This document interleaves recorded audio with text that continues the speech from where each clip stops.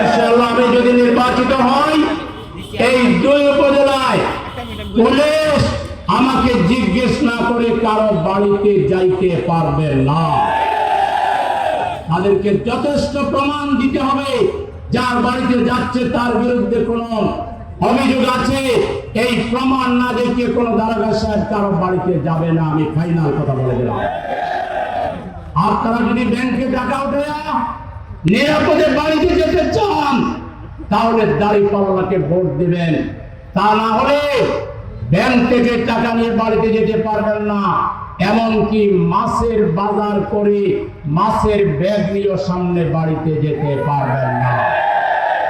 আমাদের নিরাপত্তাকে নিশ্চিত করার জন্য, আমাদের মা বোনদের ইজ্জতকে হেফাজত করার জন্য, আমাদের হোটেল দোকানদার, আমাদের ব্যবসায়ীদের ব্যবসাকে নিরাপদ করার জন্য কি রাজনীতি, ধিক্কার এই রাজনীতির প্রতি।